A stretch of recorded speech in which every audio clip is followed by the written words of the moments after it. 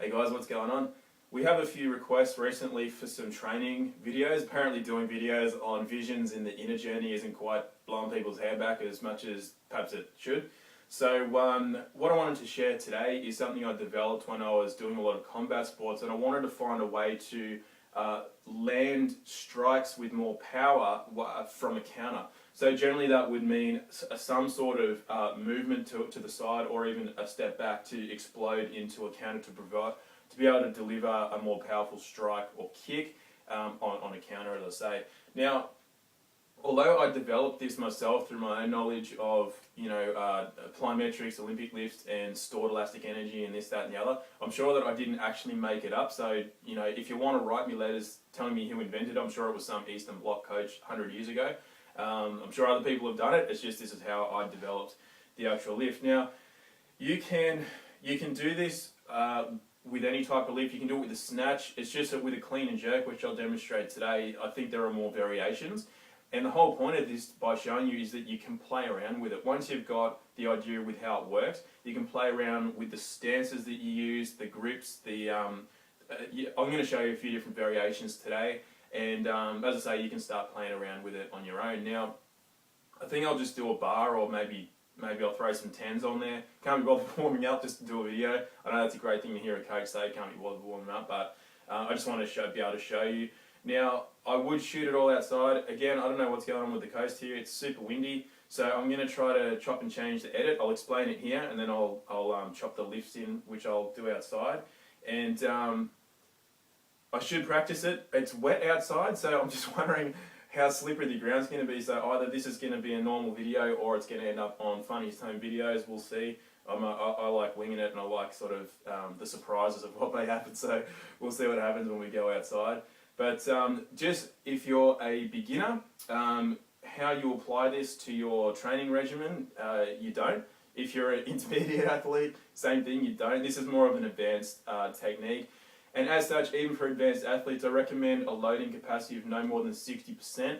Reason being is that when you are exploding from the eccentric part of the lift, the way you're going to do it as I demonstrate, that's a lot of force and a lot of tension on the extension chain or the whatever part of the movement you're doing. And I just recommend erring on the side of caution and starting off lighter to get the feel for the lift. As with anything, once the intensity and the complexity goes up, so too does the possibility for injury. So, as I say, we're going to use the clean and jerk today, just in case somebody hasn't seen a clean and jerk before. A standard clean and jerk looks like this.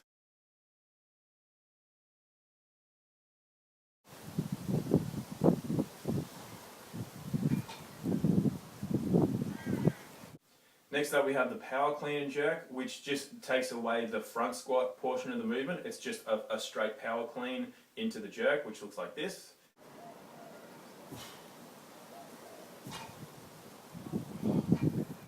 Next up is the plyometric version of the power clean and jerk. Now, a hang clean is an example of this, but we're just putting more emphasis on the explosion from the eccentric phase into the actual power clean itself. So what you'll do here is you'll deadlift the weight without pausing. You'll go into the eccentric phase of the lift, and then with a lot of emphasis on exploding as quickly as possible, we'll land in the rack position for the power clean. From there, we're going to push and then use the elastic energy from the eccentric portion to explode straight back up into the jerk. Now, if you're using a higher weight, again, I recommend starting on a lower weight. You can actually just bump the weight to get an eccentric motion happening to explode back up into the full jerk. So you can play around with that on your own time.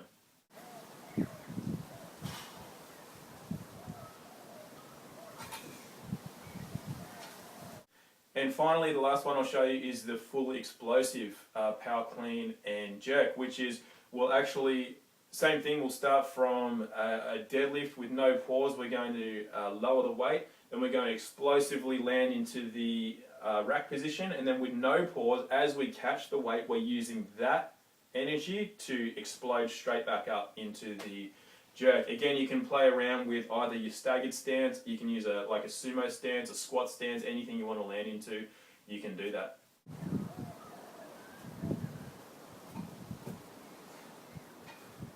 So there we have the plyometric Olympic lifting. This is really similar to if you're doing things like catching and throwing medicine balls. Most people are already doing this sort of stuff anyway. It's just applying it to more complex lifting variations.